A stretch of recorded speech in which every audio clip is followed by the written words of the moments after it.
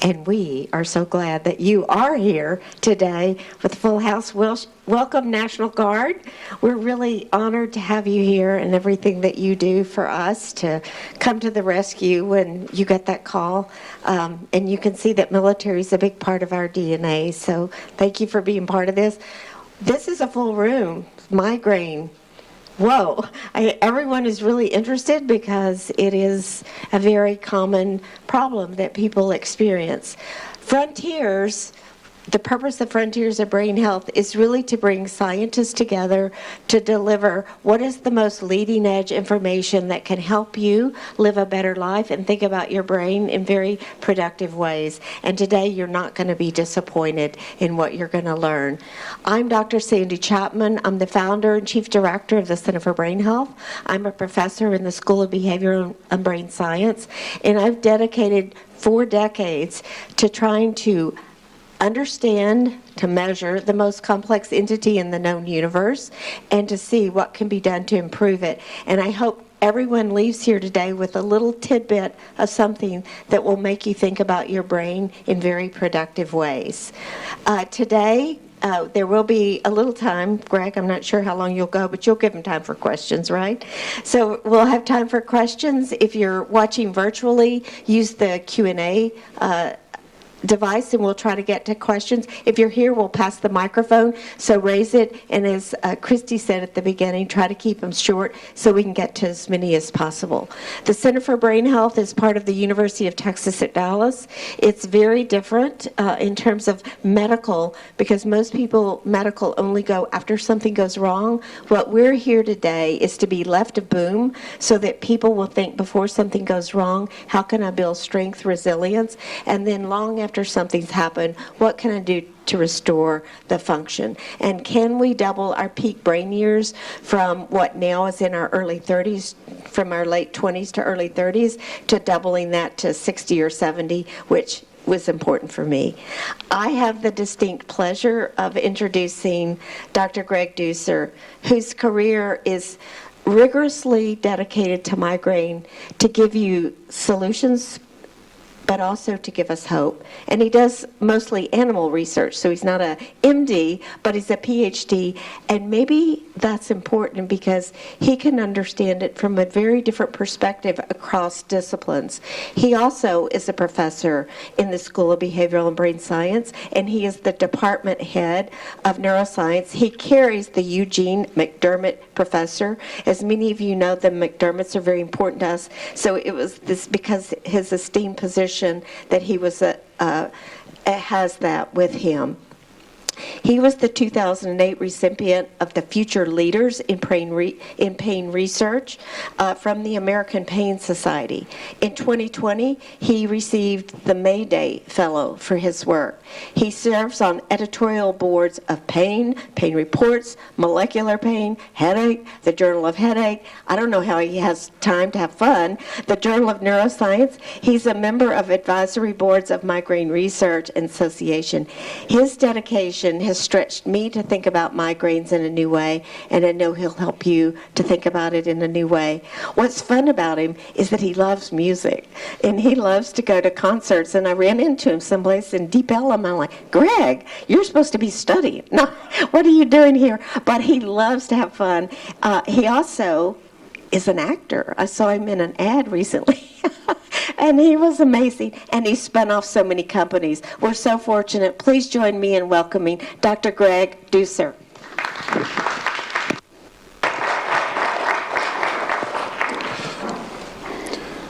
Thank you, Sandy, for the overly generous introduction. I appreciate it. And thanks to all of you for being here, and those of you listening online. It's great to have such an audience to talk about something as important as migraine. This is the beautiful building that we get to work in every day. Obviously, we're in a very beautiful building here, but there's other beautiful buildings on this campus, and this is where I get to go to work every day. So thank you to UT Dallas for putting up such a wonderful place to go to work to every day. So one of the things that I want to do here as part of this whole discussion is to just talk about migraine as a disease. I think it's very poorly understood, and I have really shifted my lectures these days into just trying to educate people about migraine, what it is and how common it is. And so this What I'm going to show you in the beginning are some statistics. This is the data that I'm going to show you are from the World Health Organization, and they do every few decades they do a study of all of the diseases that exist on Earth, and they do rankings of these diseases, one in terms of how common they are, and two in terms of how much disability they actually cause. And so if we look at the top 6 most common diseases on Earth, this is the list. Cavities of permanent teeth is number 1. That's the most common disease on Earth, in case you were curious. If you were ever curious about what that was, there it is. Migraine is number 6. 6th most common disease on Earth, according to World Health Organization. Now, just because something is common doesn't mean it causes disability. So here are the top 6 causes of disability worldwide. So low back pain is number 1, migraine is number 2. So what we're going to do today is talk about the 6th most common and 2nd leading cause of disability worldwide. So this is an incredibly important problem. And we can do a poll of the room and ask how many people in the room have migraine. And if you just look around, every 5 people that you see, one of them has migraine, right? So this is going to apply to a lot of the people in the room. So here is a nice image of a timeline of a migraine attack. So just to sort of focus on what a migraine attack actually looks like. Of course, the people who get them, they know this already. So at the beginning, on the left there, is a prodrome phase. So often people can tell that they're going to have a migraine. There are symptoms that they get. Unusual things start to happen. They get a premonitory symptom. Here's a list of them. Interestingly, excessive amounts of yawning is one of the more common premonitory symptoms, fairly unusual thing. You can be tired, you can crave certain kinds of foods that you don't normally care about, your mood can change. If that happens enough and then the next day you get a migraine, you start tying the 2 things together and that becomes your warning sign, right? So that happens in many people. The next phase is aura.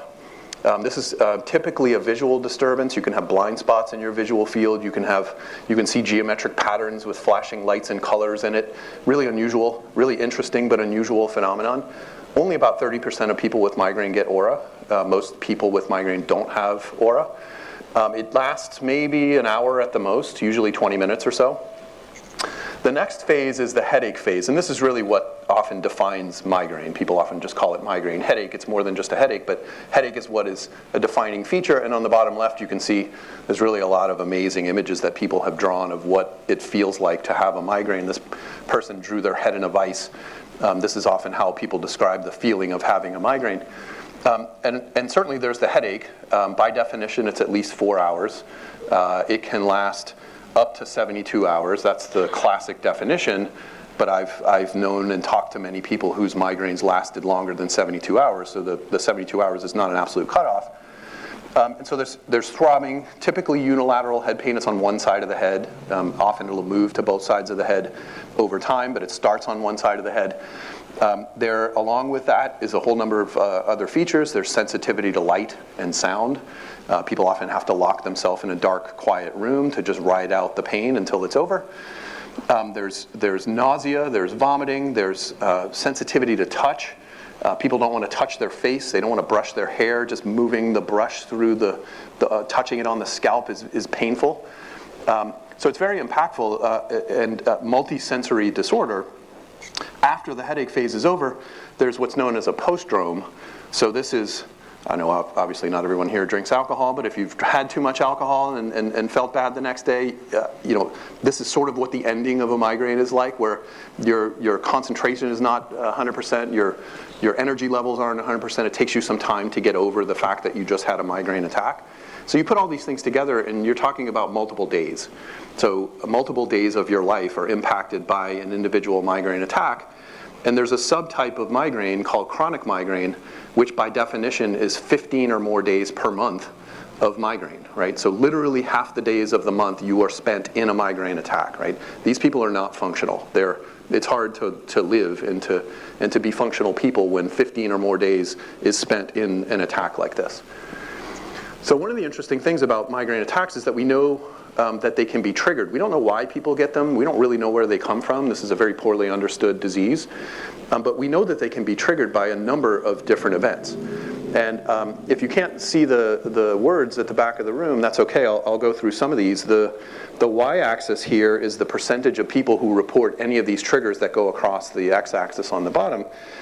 And generally, the most commonly reported trigger for migraine attacks is stress. Sometimes it's during the stress itself. More commonly, it's when the stressful event is over, as you're sort of resolving from the stressful event. But there's a clear connection between stress and migraine that we just don't understand. There are other classic triggers. I'll talk about the sex differences in migraine prevalence in a minute, but changes in hormone levels is a very common trigger of migraine attacks. Skipping a meal is a trigger. Weather, changes in the weather patterns can be triggers. There's a long list of things across the bottom here. But what's interesting about this is these are relatively normal life events. These are things that everyone experiences, right? Everyone's stressed. People skip meals all the time. Hormones change in every woman, certainly, and also in men, just on a shorter time scale. The weather impacts everyone equally. But why do some people get migraine attacks when they experience these relatively normal events and other people don't? So we don't know what the difference is between humans who get them and humans who don't. So here is one of the very common statistics in terms of male-female differences in migraine. And so on the y-axis on this graph is the prevalence of migraine. The x-axis here is age in years. And so the blue line is women and the red line is men. And so you can see very early in life, males and females are fairly similar. And towards the end of life, males and females are fairly similar. But in the middle, women are 2 to 3 times more common, more likely to get migraine than men are. Another thing that we don't actually understand. The adjusted prevalence across the age, if you just sort of average males and females together, is about 15%, 15% of the population of the Earth. So 15% of the population of the Earth has this disease. Specifically in women, again, if you look across the days of the monthly cycle, obviously hormones are going up and down, and they go up and down across in very specific patterns across the month. You can see 2 hormones here, estrogen and progesterone. And the shaded area all the way to the right is the time of the month when women are most likely to get migraine. And this is in the late luteal phase. And it's kind of hard to say that migraines are caused by estrogen or progesterone, because if you look at when estrogen and progesterone are highest, that's actually not when people are getting migraines. It's when they're low or when they're falling, right? So this is a very confusing thing, and we don't know what the explanation is. There's another pattern that's related to this if you look across the lifespan in women. The left third is the monthly cycle, which we just looked at, and so you can see that sort of shaded area towards the latter part of the cycle. But then if you look across pregnancy, often many women who have migraine will get better during the first 2 trimesters of pregnancy, and much of the 3rd trimester as well. But at week 36 around birth, they come back.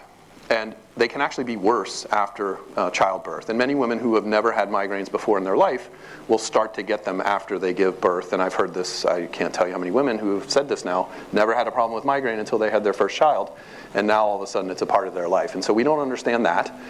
And then at menopause, when hormone levels are falling, they're fluctuating a lot, of course, but they're falling, migraines get to be more common. But post-menopause, they get better. Right? So this is not a disease of aging. This isn't something that only impacts people as they age. It impacts people across the lifespan. It's more common in women. And this is part of the reason why it's so disabling, is it's not restricted to a specific part of life. Right? It's across much of the lifespan.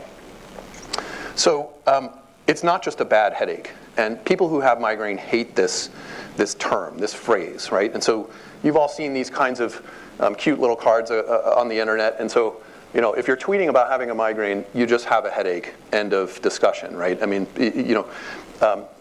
everyone gets headaches. Not everyone gets migraines, and so when you tell someone I have a migraine and they respond and say, "Oh, I get bad headaches too," that's not the same thing. You're not really on the same page with the person who has the migraine, because migraine is a very specific thing, and it's a much more extreme version of just simply a headache. And in fact, there are foundations, there are organizations that have come up with campaigns for how people with migraine should respond to someone when they hear that phrase. When you maybe can't go to work because you have a migraine and your boss or your colleague says, oh, well, you know, I get bad headaches too, what do you say? What kinds of things can you respond to them with? Because it's a poorly understood thing. This is, you know, an unfortunate part of where we are with migraine. The other thing is that the word itself, headache, and to a lesser extent migraine, is trivialized in society. And so this is a paper that was published earlier this year, and what these authors were looking at was the metaphorical use of the word headache as well as migraine in media and in publications. And so they looked at 1.3 million different publications across major media organizations, and so CNN, Fox, NBC, ABC, CBS, whatever, organizations on that level, and the publications and the news stories that they were doing. And what they found, I'm not going to read this whole abstract to you, 50% of the time when the word headache was used, it wasn't actually referring to a headache. It was a metaphorical use of the word headache to refer to something, some process that's difficult. You know, obviously we're coming up on an election, and we're all watching the news, right? And everybody's using the word headache. Everything that's going on in the news right now is a headache. It's actually not a headache. You're metaphorically using that word, and what that ultimately does is trivializes the word. And so here, just to highlight, the way headaches are portrayed in media and society can lead to the trivialization of the condition and the stigmatization of individuals who experience headache. So just think about that when you use the word headache for something that doesn't mean headache. Just think about what that does to the people who actually have a headache disorder, and how you're trivializing what it is that they are experiencing. And this is part of the overall problem. It's almost as if headache is so common that it's too common, and people don't take it seriously. So, what are we doing to treat migraine? If this were ancient Egypt, 2500 BC, which we have evidence that migraines were present then, how would you treat a migraine? Well, you would take a clay alligator, and you would put herbs in the alligator's mouth, and you would strap it to someone's head, and this would somehow be therapeutic for the migraine attack. And you know, people have debated whether there's any actual science to this. It might actually be the pressure of what you're tying on to the head is just sort of making them forget about the fact that they have a migraine. But you can see evidence of this in the Ebers Papyrus. This is the oldest known medical text. Kind of hard to see this here, especially in the bright light, but you can see drawings of what people were assuming was a migraine, which is people being possessed by spirits or demons or whatever they thought then. And there's drawings of alligators. You can actually find these artifacts. This is recovered from an archaeological site. This is an alligator that would have actually been used with some herbs in its mouth to treat a person with migraine. And so obviously we were very primitive in terms of what we were doing for migraine back then. So what are we doing now? Well, we have in 2024 something like the MigraCap, which is a gel pack that you would put in the microwave, or you would put it in the freezer and you'd strap this to your head, and this is therapeutic for migraine. So, you know, how many thousands of years have we come, and what are we doing? We're actually doing something relatively similar to what we were doing in ancient Egypt, and I think this just illustrates the difficulty in treating something like migraine, and really where we are as a medical community and a scientific community in terms of our understanding of the disease and our ability to actually treat it. Now, do we have drugs? Yes. This is a slide full of words, all kinds of words on this slide, right? I'm not going to, there's no way I can go through all of this, but I'll make some points. On the left-hand side are drugs that are used for the acute care of migraine. So these are drugs that you would have with you all the time. You'd have it in your bag, your backpack, your purse, whatever. If you think that you're about to have a migraine, you would take one of these drugs. On the right-hand side are drugs that, if your migraines are common enough, you would take a drug every day. So this is a preventative agent. You take it every morning, you take it every evening, whatever, in the goal of decreasing the frequency of migraines from happening. So some of the drugs that are used acutely, non-steroidal anti-inflammatory drugs. These are drugs that are you can get over the counter at Walgreens, CVS, wherever you shop. Ibuprofen, Advil, Aleve, naproxen, these kinds of drugs. So these are commonly used. There are drugs that are specifically used for migraine and nothing else. Triptans, this is a whole category of drugs. There's a number of different examples in this list. Sumatriptan is the most common example of this. It was the first of these drugs. Imitrex for anybody in the room who's actually taken Imitrex. There's certainly some people in this room who've actually used that drug, given how common the disease is and how widely used those drugs are. So there are triptans, there are ergots. These are very old sort of derivatives of natural products that were used for a while. We have some new drugs. I'll talk about those in a minute. And I'll also talk about the efficacy of these drugs. You can guess, because migraine is the second leading cause of disability, that the drugs aren't actually working that well. Otherwise, it wouldn't be the second leading cause of disability. On the right-hand side are mostly drugs that were not developed for migraine. So if you're going to take a preventative agent, if you're going to take something every day, you're most likely taking something that was not developed for migraine. It was developed to lower blood pressure, and somehow that works for migraine in a mechanism that we don't understand. It was developed for depression. Antidepressants are commonly used daily to prevent migraine attacks. We don't know why that might be effective. Drugs for epilepsy, anti-epileptics are very commonly used as preventative migraine agents. And in many of these cases with these drugs, the side effects of the drugs actually can be worse than the migraine attack itself. And so one of the common issues with anti-epileptic drugs is, yes, they decrease the activity of neurons in the brain, which is great for epilepsy, but they're not targeting the epileptic location specifically. They decrease the activity of neurons everywhere. And so they decrease your cognitive function. And so you have to tell someone, I can decrease the frequency of your migraines, but you may actually not understand the conversation that you have with your spouse anymore, or your kids, because your cognitive function is so impaired because of the drug that we're giving you. Also, the drug might make you tired all the time. It might make you hungry. If I'm telling a female, you're going to be tired all the time, you're not going to understand anything your kids tell you, you're going to be so hungry that you eat everything and you gain 30 pounds, what do you think that woman's going to say? She's going to say, I'll deal with the migraine. I don't want this drug. This sounds like a terrible plan. And so we're not really doing a great job. Now, we do have some new drugs. This protein that's at the top left, CGRP, calcitonin gene-related peptide is what that stands for.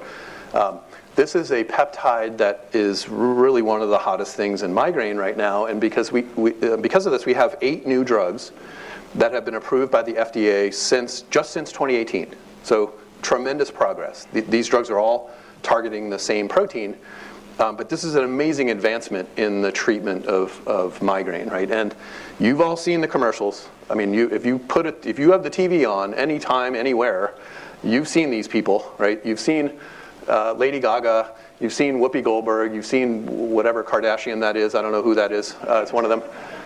They're on TV all the time. You can't escape these commercials, and this is just one of the drugs, right? So they've exploded on the market, and they're safe. They're very well tolerated. And how did this actually come about? Where do we even get the idea to target this particular protein? It turns out that if you sample blood from ideally the jugular, so you pull blood out of the neck, and you look for levels of this protein, CGRP, you see it elevated. You see those orange bars there. It's elevated around the time of attacks in people who have migraine with or without aura. But it's not elevated away from an attack if you just sample it in a person who's not having a migraine attack, or if you just sample it in a person who doesn't get migraine at all. And on the right there, the right-hand bars, if you actually successfully treat the migraine that the person is having with a drug, with a triptan, you don't see the elevated levels of CGRP. So this seems to be somewhat correlated to whether or not there's a migraine happening. And it also turns out that if you just infuse CGRP intravenously into people who get migraines, you can see on the x-axis here is just time after infusion, and on the y-axis is a pain score. And so the CGRP group, it's sort of messy, they're all over the place, but clearly there's elevated pain scores. They're having headaches in response to CGRP infusion, and if you give them placebo, this doesn't happen, right? And also if you give CGRP intravenously to people who don't get migraines, they don't get migraine attacks, right? So there's clearly a connection between the two, and this has now turned into 8 FDA-approved drugs, and there probably will be another one soon. So how well are any of these drugs actually working? This is going to be tiny, you're not going to be able to see it, but on the y-axis there is the percentage of people who report pain freedom after taking any of these drugs. And what I've tried to do here so that you can sort of visualize a frame of reference is that horizontal line there is 50%. So if you cross 50% on any of these graphs, you've got 50% of the people taking the drug saying that they actually are now pain-free. So What we have here are drugs on the first, these are the non-steroidal anti-inflammatory drugs. These are the drugs that you can often get at Walgreens, CVS, wherever. And so aspirin is one of these, diclofenac is one of these, ibuprofen is one of these. They're not even getting close to the 50% line. The gray bar to the right of each of those colors is placebo, so that's nothing. So you can see how well any of these drugs do compared to nothing, right, which is not much better.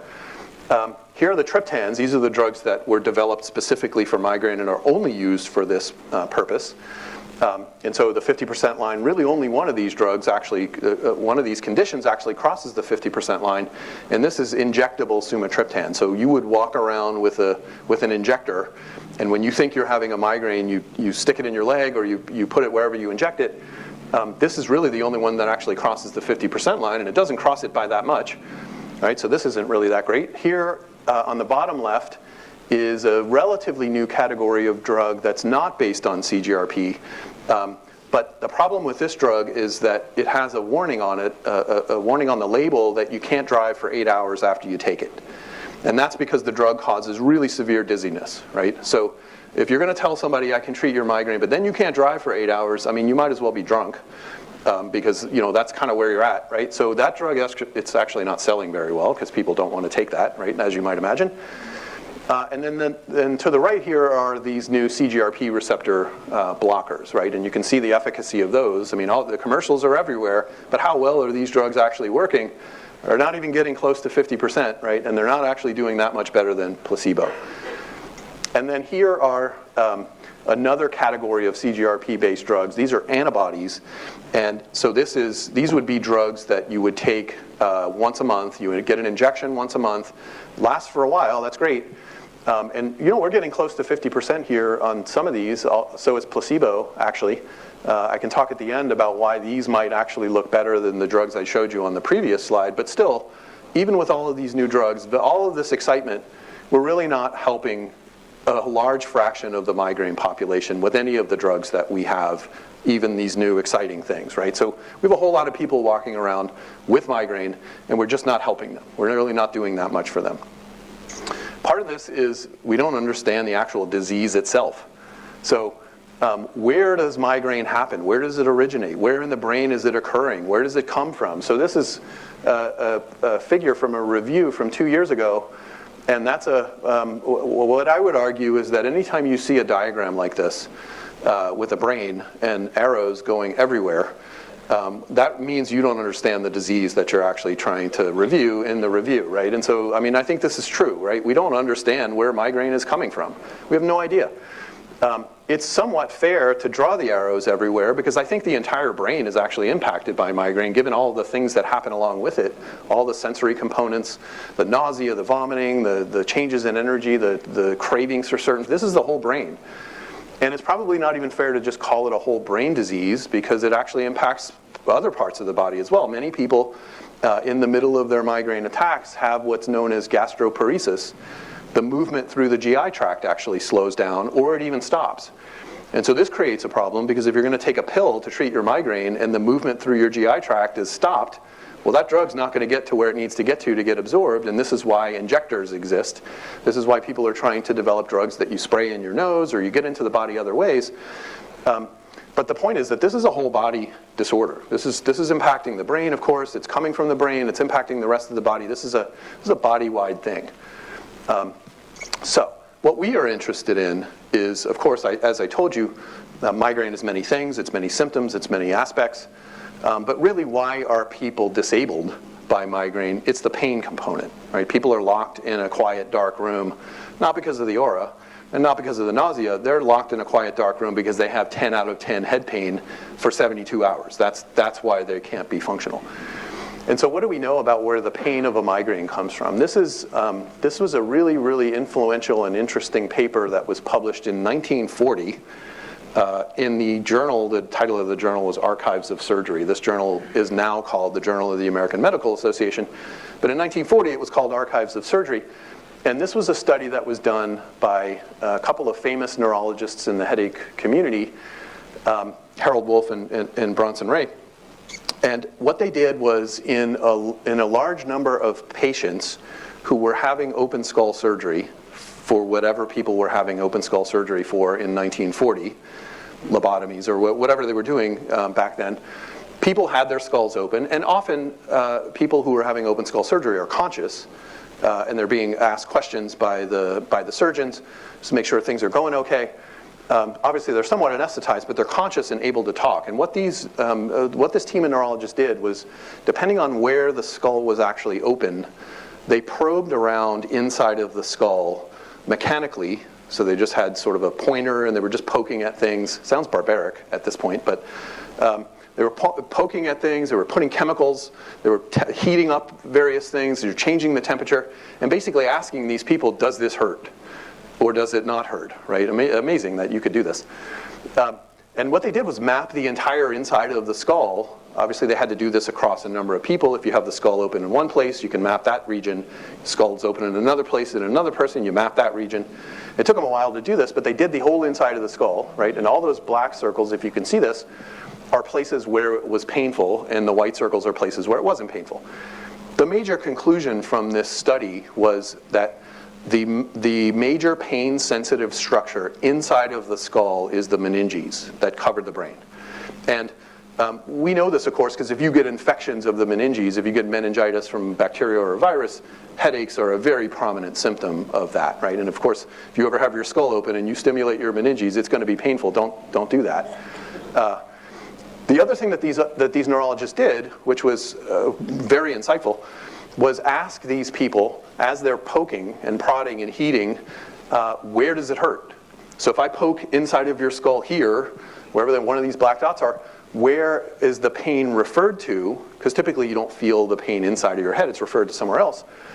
And the shaded areas sort of around the edge there are where those people were reporting the pain to be located when the stimulus was given inside of the skull at that particular location. And what you see, if you can see this, is a pattern of locations. It seems to be around the eye, in the temple, sort of in this quadrant of the head, and that actually happens to be the most commonly reported location of the pain of a migraine, is behind the eye, around the eye, in the forehead above the eye, next to the eye, into the temple. And so you can literally recreate the pain of a migraine just simply by stimulating specific locations inside of the skull on the meninges, right? And so this very strongly suggests, at least, that the pain of a migraine is coming from something happening in the meninges. We have no idea what that is. There was a group in France who, in 2018, decided they were going to try to do this again. And so they did, and they spent a whole lot of time, a whole lot of money, and a whole lot of energy, and had to probably get a whole lot of approvals that weren't in place in 1940 to do this. And essentially what they found was the exact same thing. So with more sophisticated technology and all of the things that we knew in 2018 that we didn't know in 1940, you do this study again, you basically come up with the same conclusion. And so we're convinced at this point that the pain of a headache comes from something happening in the meninges, and we just don't know what that is. And so the major question in the field, and one of the ones that we've been trying to struggle with, is what exactly is it that's happening in the meninges before, during, or after a migraine attack to cause the sensation of a headache? And we don't know. Part of the reason that we don't know is the skull is in the way, right? And the reason these people were able to do these studies is because the patients had their skulls open for some other reason. But most people who have migraine are entirely normal people. There's nothing else wrong with them. And so they're not going to sign up to have a craniotomy done, have a hole put in their skull so that you can sample what's going on in their meninges. They shouldn't, right? But it basically means that we don't have a whole lot of information on what exactly is happening in the meninges before, during, and after a migraine attack, because we can't get to it. And there, of course, are imaging studies that are done.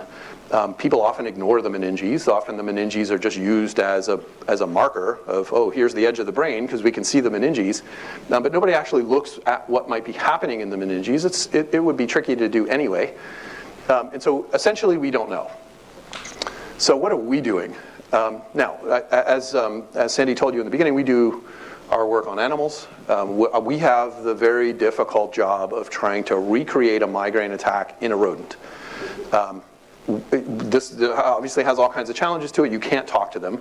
How is migraine diagnosed in people? Well, you ask them questions, and they tell you that they have migraines. How do you do this in a mouse? Well, we can't talk to the mouse. So we have to extrapolate from the behavior. But one of the things that we want to do, and this is what we had developed in this paper that we published a few years ago, was how can we get a stimulus to the meninges? And this is a drawing of the mouse skull. Obviously looks very different than a human skull. But one of the interesting features of the mouse skull is in that circle there between the plates where the skull plates actually meet, that intersection there in that circle is soft tissue. And so you can actually get an injection without having to damage the bone, which is not what we want to do, right? People aren't having damage, most of the time, people aren't having skull damage to cause their migraine. They're having migraines, we don't know where they're coming from.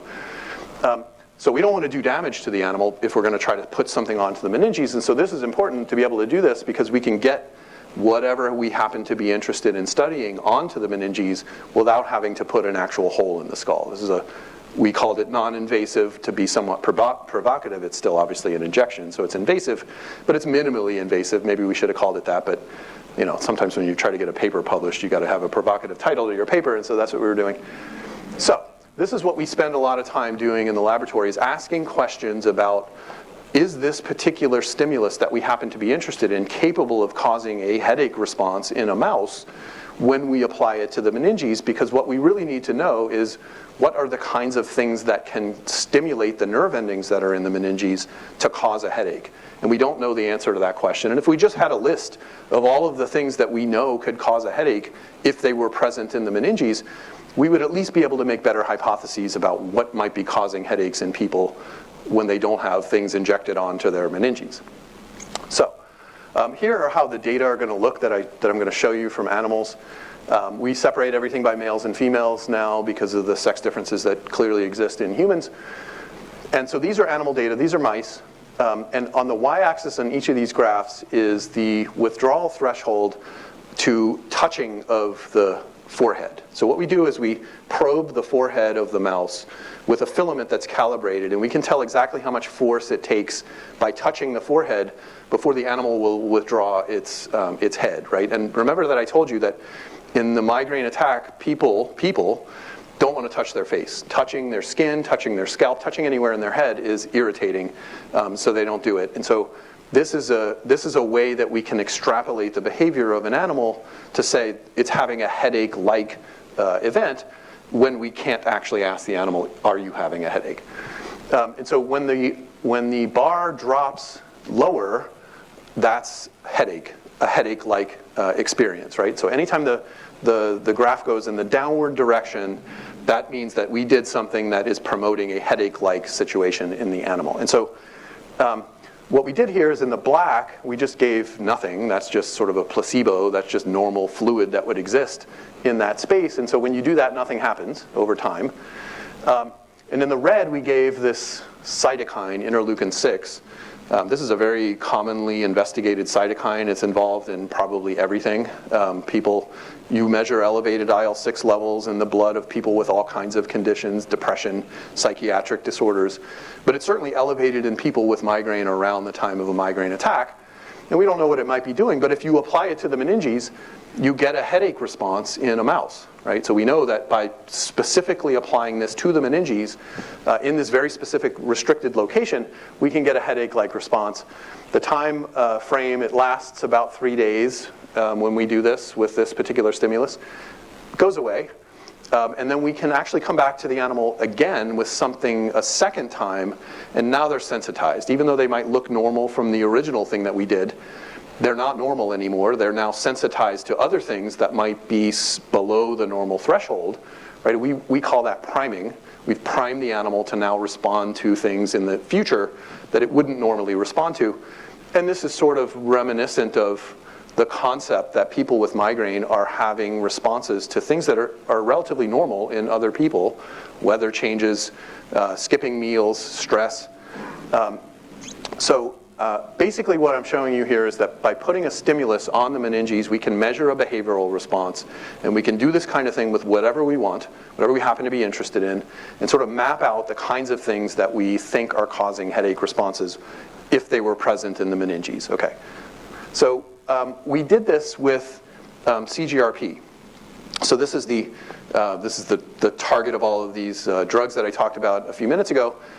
And one of the interesting things about CGRP is even though we have all of these drugs, I can't stand here and tell you that we know what CGRP does in the context of migraine. I can't tell you how it contributes to migraine because we don't know. We know that it's a contributing factor, but we don't know where, and we don't know why, and we don't know how. That's still a mystery. So if we apply CGRP to the meninges of mice, what happens? Well, in the red were female mice, and in the blue was males. And clearly there's something fundamentally different about how the exact same stimulus applied to the male and the female meninges works, because we got a very robust response in the female and almost nothing happened in the male. So we don't know what the explanation of this is. We have a whole section of the lab that's trying to work on this. I'm not going to get into the weeds on that today. I'll come back to this concept in a few minutes. But there's something fundamentally different. The other thing that we did was, among the things that we were applying to the meninges, was to look at the hormone prolactin.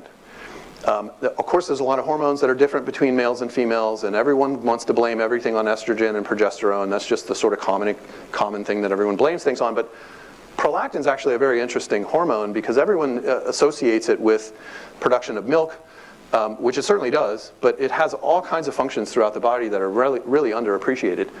And so what we did was we applied prolactin to the dura, and on the left, to the meninges. On the left is the male, and on the right, left is the female, and the right is the male. And again, a fundamentally different response in the female versus the male to simply applying this hormone prolactin to the meninges. And so we actually published the paper that's the title of in the top right in Annals of Neurology. We were really looking at what the interaction between CGRP and prolactin might actually be. So we have a whole paper on that. What we were trying to do was investigate, well, why might these things be working differently? And one of the cool things that you can do in mice that you can't do in other species and in people is genetically modify them. And so what we did was we had a mouse where in all cells that express the receptor for prolactin, there now is also a red fluorescent protein, right? So you can tag all of the cells in the body that express the receptor for prolactin with this red fluorescent protein. And these are two panels of the meninges from a 10-week-old male or female mouse.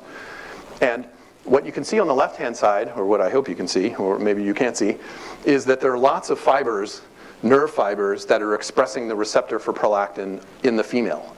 And when you look in the male, you don't see this. So there's differential expression of the receptor for prolactin on nerve endings in the meninges that we think are important for the development of the headache phase, or any kind of headache really, but the headache phase of a migraine.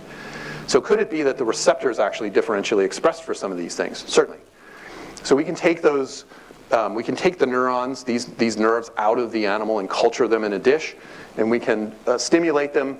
And on the top here on the left-hand side is just electrical activity in these cells in the dish. We can give them stimuli, and we can look at their electrical responses. We expose them to prolactin, and we see greater electrical activity. Nervous system runs on electricity, so more electrical activity is more function in the context of neuron function. And on the bottom right is what we saw across the whole population that we did this with.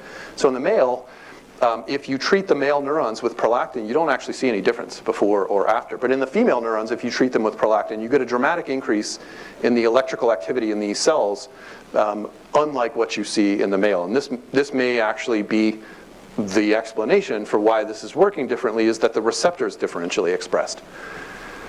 So what is the translational relevance of a finding like this? You know, that's great, it's a mouse, but you know, is there any connection to the human? There are studies all throughout the literature with connections between changes in prolactin levels and headaches in humans. And typically this is from people who are having tumors of the pituitary. These are called prolactinomas. They cause the pituitary to release too much prolactin. And when you treat those people with drugs that cause the pituitary to stop releasing prolactin, their headaches get better, right? Now, obviously this is circumstantial. This is, you know, maybe this is no connection at all. But it's strongly suggestive that the elevated release of prolactin is causing headaches in these people, and when you lower that, they get better. And so my colleagues and I, we've written a couple of different reviews now on this topic, and we looked at all of the preclinical and all of the human papers that have connected prolactin to headache, and there are many. And so what we think is that there's actually some connection between prolactin and headache, likely only in females. But this is a studyable question. We have drugs that we know can elevate prolactin. we have drugs that we know can lower prolactin. Question? Okay, yeah. So I'll wrap this up. So this is a testable question in people. We can actually test this in people. And the CGRP component, this is actually interesting. This is a paper, there's 2 papers now that a group of authors published. And what they did from the CGRP side was to look at the data that were submitted by all of those drug companies that make these CGRP drugs that are submitted to the FDA as part of their approval, and analyze whether there's actually a sex difference in the efficacy of these CGRP-based drugs. And so on the left here, the left columns are women in red, and then next to that is men in blue. And if the data sort of skew to the right of that midline, that means it works, it favors the drug, and if it went to the left, it would favor placebo. And so what that basically shows you is that we get an effect of these drugs on the pain of a migraine and the most bothersome symptom that comes along with migraine, which is usually light sensitivity. We get that in women. But when you look at, these are the drug company's own data, you would expect that they were trying to make these drugs look as good as they could possibly look for the FDA to get them approved. When you look at their efficacy in men, not so clear, right? And when you overlay the two as you move from left to right on these graphs, you see a difference between the red and the blue. They're working better in women than they are in men, and all the way on the right is the bar graph of efficacy in women versus efficacy in men. And so men get migraines, right? It's not as common as women, but there's so many people on this earth that get migraines that even the number of people, the number of men that get migraines is an enormous number of people. And all of these drugs that I just told you about with commercials everywhere may actually not be working at all in men, and they may be working much better in women, which is great for women. But we need to know this as a community. If we're going to prescribe these drugs and they don't work in men, then they really shouldn't be prescribed to men, right? So they should just be used exclusively for women. That's, there needs to be more work on this. And I think if you take nothing else away from this, we have ways of actually going from the animal to the human and showing similar sex differences in the actions of this peptide. And this is something that we can actually use to investigate questions moving forward in the future. So I'm going to probably shut up there. I can do this for days. I can do this for, and Bob, you'll have to invite me back, and I'll do another one of these, and we'll talk more about this. But I want to make sure that we have time for discussion, so I'm going to shut up and see what you all think. Thank you. Thank you. Because I know there's going to be lots of questions. So, yeah.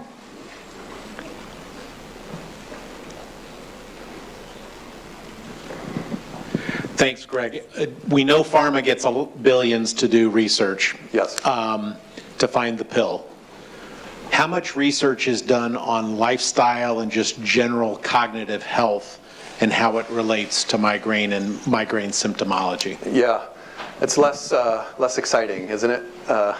Doesn't end up on a commercial. My background is in pharmacology, so my PhD is in pharmacology. I would consider myself a neuropharmacologist, and so I'm interested in identification of targets for drugs. It's what I do. And so as painful as it is for me to say this, I think we can probably treat migraine in a lot of people with no drugs at all. And migraine diaries have been a thing forever, right? If you can track patterns in your life, you might actually identify patterns of things that are contributing to the migraine, but it's hard to do it. But beyond very rudimentary things, did I skip a meal this day? How was my stress level this day? Relatively easy to do this on a superficial level, but there's actually a whole lot probably buried in the details. If you could collect more data, and so I think this is potentially where we're going to end up in 5-10 years.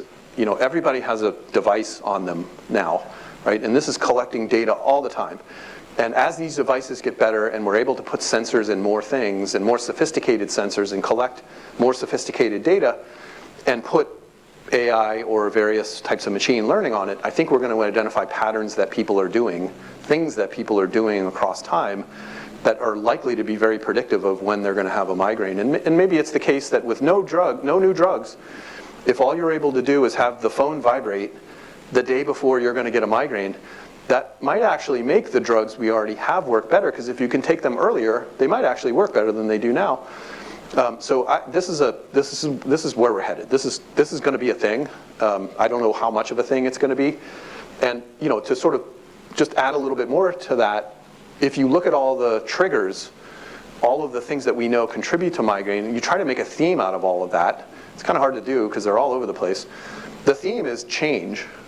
It's as if the nervous system has a set point that it's happy with, and if you deviate from that set point with sleep or meals or stress or hormones or whatever, it's going to get angry at you and you're going to have a migraine attack, right? So how do you prevent the deviation from any of these things that are contributing to the migraine? Well, you got to know that you're deviating, and somebody has to tell you that you're deviating. You have to stop deviating early enough. But if we can catch all that, and we can track all that, I think we can probably treat a whole lot of people with no drugs at all. Yeah, Greg, I want to ask a question because the National Guard here, we talked a little bit before this about repeated blast injuries, which we know is very different from blunt injuries that's happening a lot in the military.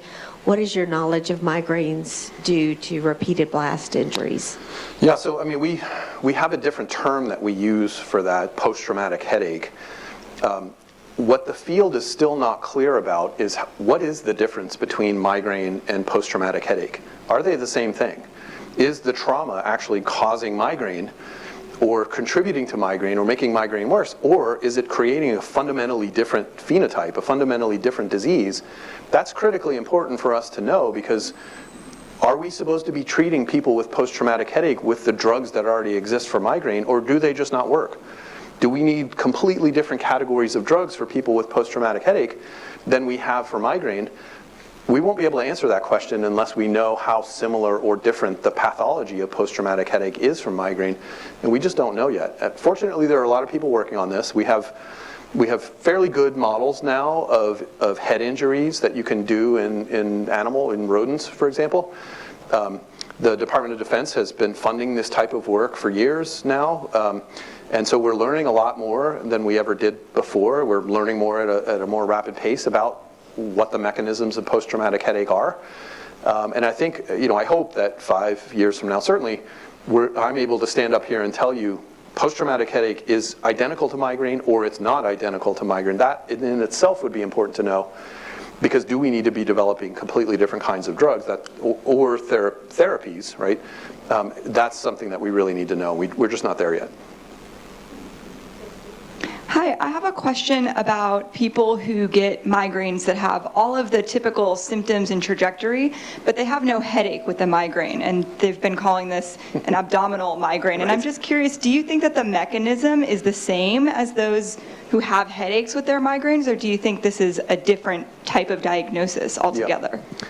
Abdominal migraine is common in kids, and kids who have abdominal migraine often transition into adults that have more traditional looking migraine. But yeah, there are clearly things happening in the nervous system that are promoting all of the features that are associated with this. And in some people, they end up in a place where they just get aura.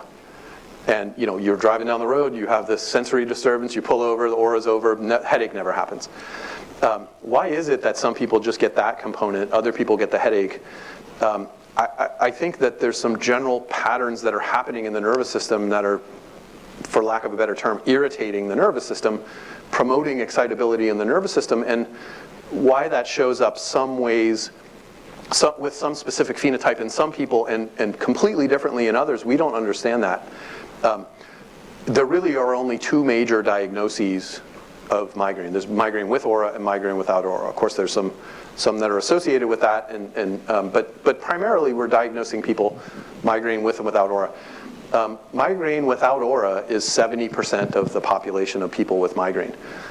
I don't think that's one disease. I think it's a spectrum. I think there's probably lots of mechanisms across that population that are contributing to the way the migraine actually looks. And it might look similar in all those people, but the mechanism that got them there actually can be very different. And this is almost certainly why none of the drugs that we have work across the entire population, because we're trying to treat people who are mechanistically very different with the same mechanism of drug, and that's just not rational to expect that to work. So, in the clinical arena, we don't understand how to stratify people with various subtypes of migraine and what it actually means. But, there's so many things that actually are circling around this that are that are similar, that are associated, that are relevant, that we just don't understand? It's a great question. So Greg, I have an online question. Is there information on the consequences of long-term use of CGRP blockers now that they've been out for a while? Yeah. We don't see anything. This, if you would have asked me before these drugs hit the market, when we were still sort of in the early phases of being excited about this, what's going to happen in people when we dose people with these drugs, I would have been really nervous. I mean, I was really nervous, and I was really nervous when when the clinical trials were happening to see what do we know that CGRP actually does in the body? It's one of the most potent dilators of blood vessels that we know of, that exists, that your body makes. It dilates blood vessels, and you're going to decrease the function of one of the most potent dilators of blood vessels that exist in your body. How does that not going to cause all kinds of problems in people? Whether it's, if they have a stroke and you can't dilate blood vessels around the stroke, is it going to make the stroke worse? If people have a heart attack and you can't get blood flow going in the vessels around the one that's occluded, is that going to cause all kinds we just haven't seen it. So, I'm still shocked that nothing really major is happening to people over long term, but these drugs have been out long enough now, and there's enough people who have taken them over long periods that, I think if something really, really bad was going to happen, we would have seen it, and it's not there. I'm happy, of course, that I'm able to say this, but I'm still actually confused about how that's true. Thank you for the presentation. It was wonderful. Could you talk about how much research goes into a genetic component of migraine headaches? Yeah, so there have been a number of what are called genome-wide association studies now that you compare the genome of people who have migraine versus who don't. And within a family, yeah, so, certainly, is there a genetic component to migraine? People ask this. We don't know. So there's absolutely a familial connection to migraine. So if one of your parents has migraine, you're 40% more likely to have them. If both of your parents have migraine, you're 90% more likely to have them. That doesn't have to be in the genome, though. It could be in the genome, but what are the patterns that you go through in life? What do you eat? How do you cook? How do you deal with stress? A lot of this you learn from your parents, and it could be those lifestyle things that you've inherited from your parents that are making you more susceptible to the migraine attacks. And it may not actually be in the genome at all. It's probably both. It's almost certainly both. But we've done enough. The field has done enough comparisons of families and people who have migraine versus those who don't, and looked at their genomes, that if there were a single gene that was the migraine gene, we would have found it, and we just haven't seen it yet. So it's got to be more complicated than that, and it's probably a combination of things. It's hard to answer this question because there's just so many genes, and most things are polygenomic. It's not just one gene contributes to this. It's a combination of variants in multiple things. But to get to your real question, there's absolutely a familial component to migraine. There's no question about that. It's just, what is the contribution? Is it genome, or is it environment? Is it lifestyle? What is it? Get somebody? Yeah. Okay. This is in relation to emergency medicine. Mm-hmm. The utilization of narcotics is very common with our protocols that we utilize. What is their long-term effects of using those for just treating the symptoms? Is that something that's just simply acute, or is that something that some people look into for the long-term effects? Yeah, that's a great question. The headache specialists will tell you, don't ever use opioids for migraine, and they don't. That unfortunately doesn't trickle down all the way to the bottom, and people will not generally now prescribe opiates over long periods of time for migraine, but you still have lots of emergency uses of migraines to terminate attacks. Probably on a single use, it's not that big of a deal, but what's going to happen is that person is going to say, well, you know what, I had an emergency migraine and the opioid that I took worked. Let me do that again for all the other migraines that I'm now having. And we know that there is a condition known as medication overuse headache, where the drugs actually make the headaches worse. And this is very prominent with opioids. And this is why the migraine specialists stopped using opioids years ago, because they recognized that when you use opioids to treat headaches, it actually makes the headaches more frequent and it makes them more intense. This is with repetitive use. But it's hard to know who with a single exposure to an opioid is now going to get that idea in their head and try to start using them repeatedly, and it's just a terrible idea. Question. One last question.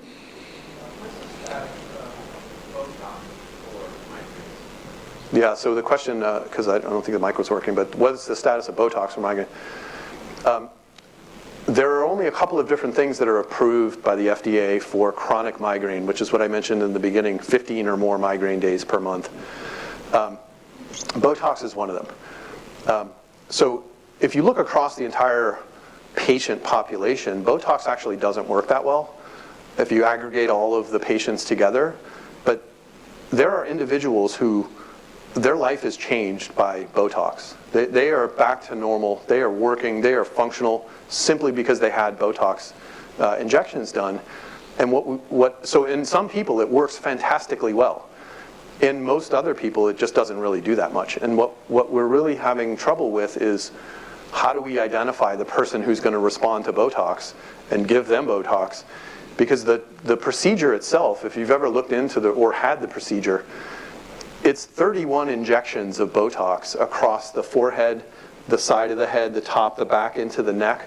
I mean, 31 injections. It takes a while to just do that many injections, and that's a non-trivial amount of literally one of the most toxic substances on earth.